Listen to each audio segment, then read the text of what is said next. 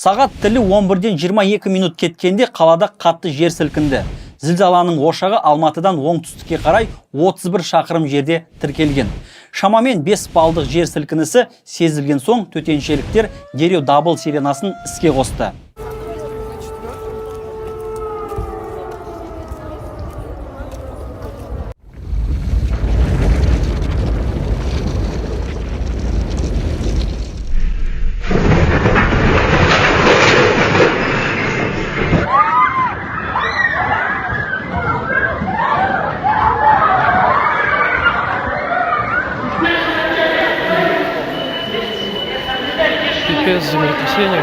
Осыдан 1,5 ай бұрын болған қатты жер сілкінісінен алматылықтар онсыз да шошынып қалған еді.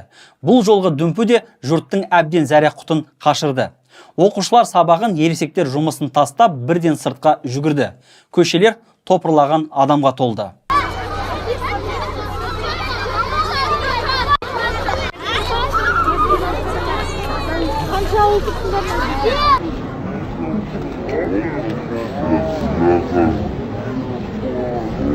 Жер сілкінісінен кейін Алматыда жоғары оқу орны, колледж бен мектептерде сабақ тоқтатылды. Ата-аналар балабақшадан балаларын алып кетті. Такси бағасы аспандап, қалада 10 балдық кептеліс пайда болды. Такси жүргізушілері тиіп тұрған жердің өзіне әкесінің құнын сұрады.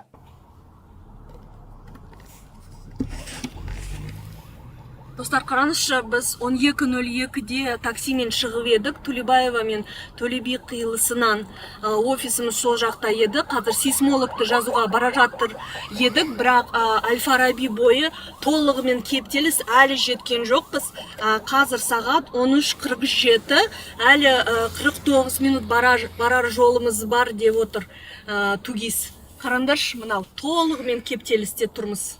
Құрметті студенттер, оқытушылар, барлықтарымыз үйге қайтамыз. Жатақханада тұратын студенттер қорғанамыз. Меніңше барлықтарымыз үлкен зданиялардан алшақ тұрыңыздар. Жер асты дүмпуінен кейін әлеуметтік желіде ғимараттардың қабырғасы жарылып, кеңселерде әйнек есіктердің сынғаны байқалатын фото-видеолар тарады.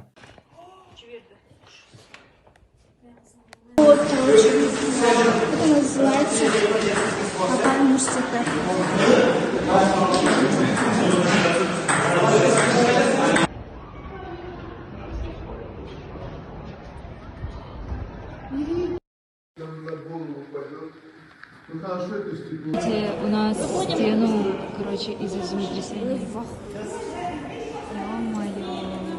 Қаланың төтенше жағдайлар департаменті авторшоктар қайталауы мүмкін, бірақ оның қуаты әлсіз сезіледі деп халықты сабырға шақырды.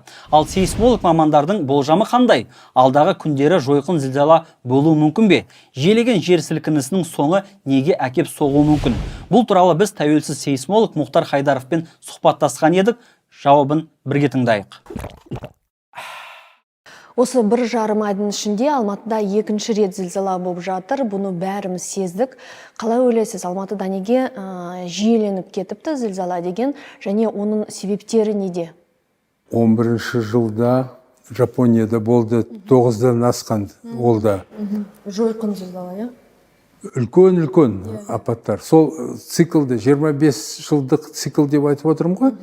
Сондай жерде, сондай активизация қазақша. Біз соған жақындап қалдық, я, сол цикл? Жоқ, соның ішінде отырмыз.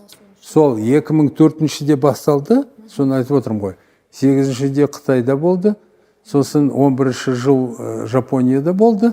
Бәрі үлкен, 9-дан асқан. Сосын өткен жылда Түркияда, 6 февральда. Бір жолата екеуі соқты. 8-ге жақын. Енді санаңыз,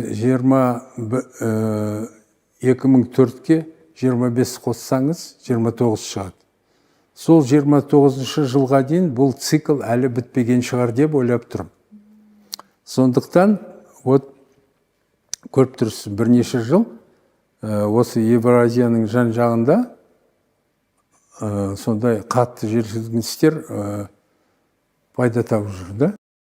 Қазір соңғы 23 қаңтарда соққан Қытайда. Ақсу деген сол жерде бір қала ма, сондай жер бар, соның қасында 7 боп, магнитудасы 7 боп соқты ғой. Біз оны сездік 23 қаңтарда, бұлай поезда шыққан сияқты, жүрген сияқты, аса енді қатты емес соққанда, бірақ бәріміз сездік, енді сондай жұмсақ деуге болады. А қазіргі жағдайда Бүгін басқаша сілкінді. Бүгін, соны айтып отырмын ғой, бүгін импульсқа жақындадық. Себебі жер сілкіністің табиғаты ол импульс, түрі. Табиғаттың енді түрі, анау таза жарық болғанда, жер сілкініс деген не? Ол жаңадан жасалған таза жарық. Сондай жарық болғанда импульс дейміз, физика жағынан. Физика тілмен сөйлесек, импульс. Сол импульсқа жақындадық біз. Бүгін. Себебі 25 шақырым ғана, сол таза, одан да гөрі жақын болсақ, таза импульс ұстап алар ек. Ол импульстың бір жаман жері, ол аямай тасты жарады. Не болса да соны бәрі жарып тұрады. Да, ол жесткий дейді, орысша, қазақша қатты дейді. Сол қаттымен жұмсақ, солай сездік, көрдік. Енді мынаның екінші бір жаман жері, мынау жер сілкінісінің орны, эпицентр, тура Қырғызстан, Қазақстанның шекарасында Кемин деген сол жерде жарық бар. Үлкен жарық, оның ұзындығы 450 шақырым. Сол жерде 1911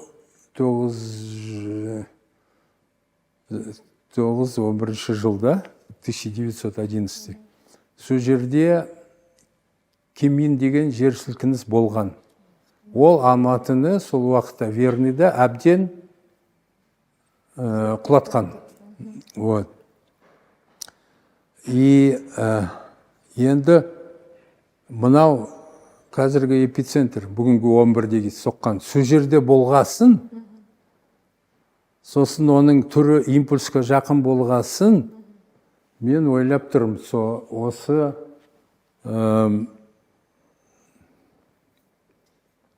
фаршок емес па деп.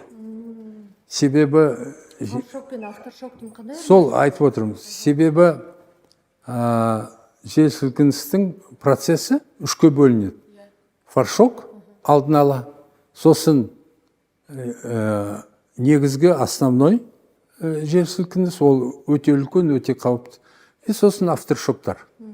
Оны біз мынау Қытайдың Ақсудағы қаңтарда соққан жер сілкініс туралы бәріміз көрдік, сездік. Авторшок деген түрін уже көрдік. Олар енді анау үлкен жер сілкіністен кейін оның магнитудасы түсе береді, соны біз көрдік, сездік. Фаршок дегенді ол уақытта айтқан жоқпыз. Себебі көрген жоқпыз фаршокты. Бірақ ол жерде фаршок айтқанша болған. Ол енді магнитудасы 4 па, сондай бірдеме сезген жоқпыз біз Алматыда. Бірақ фаршоктар әрбір жер сілкінісінің алдында болмайды. Алдын ала кейбір енді көп болса 20-30% жер сілкіністің алдын ала сондай фаршоктар болады. Оны бірақ тура фаршок деп ешкім айта алмайды, себебі оны үлкен соққасын, сосын ғана түсінеміз, мынау фаршок болды деп. А қазіргі мен болжамдап тұрғаным, себебі оның импульсқа жақын, анау частота дейді, жылдамдылық па? Жоқ, частота сейсмических колебаний. Сол высокочастотный боп тұр, импульс боп тұр. Сондықтан ол жерде үлкен қысым бар деп ойлап тұрмын. Содан мен бұны фаршок па деп уайымданып жүрмін. Оны бірақ... Жойқын зілзала болуы мүмкін бе? Соны айтып отырмын ғой, ондай мүмкіншілікті қазір зерттеу керек. Ал қалай ойлайсыз, жер сілкінісі бүгін немесе ертең қайталануы мүмкін бе? Алматылықтар бүгін тыныш ұйықтай ала ма? Мен айтып отырмын бәріне. Мен енді ешкімге бұйрық бере алмаймын. Бірақ өзім туралы айтамын. Мен 6-шы этажда тұрамын. Соған барам, себебі енді қайда кетем қазір. Сол үйде түнеймін, бірақ киініп жатам ба деп ойлап тұрмын. Бір. Екінші, мынау жататын жердің қасында қатты мынандай аяқ киім болу керек. Себебі сіз аяғыңызды түсіргенде, анау полда қатты соқса, шындылар болады. Мынау шыны бәрі қирайды ғой. Солар полға болады, соны аяғыңызды жаратып алсаңыз, ешкімге көмек жасай алмайсыз. Өзіңізге көмек керек. Солай, мен солай жатам, басқалар қалай. Сосын су болу керек қасымда, и документтер. Соны сразу, қазақтар айтады, сразу деп, жігіттер. Сразу ұстап алып, үйден шығу керек, орамға шығып, зерттеу керек, қарау керек, ана үй тұрма, тұрмады ма. Сосын ол енді өте крайний, өте қиын жағдай. Мен мысалы мынандай тағы бір соқса, аса апатты емес, бірақ сезуге жақын. Онда мен сол киініп шығам, тағы бір сағаттай қыдырам далада, үйдің қасында. Ал Алматыда жойқын жер сілкінісі болуы мүмкін бе? Сіздің болжамдарыңыз бойынша айтып берсеңіз. Бір жағынан сол бірнеше сағат, кейбір уақытта бір-екі күннен мүмкін оның фаршоппен анау үлкеннің арасы 2-3 күн болу керек, мүмкін болу. Бірақ ол енді күрделі нәрсе, оны тура айтуға ешкім айта алмайды. Байқап тұру керек енді, не істейміз.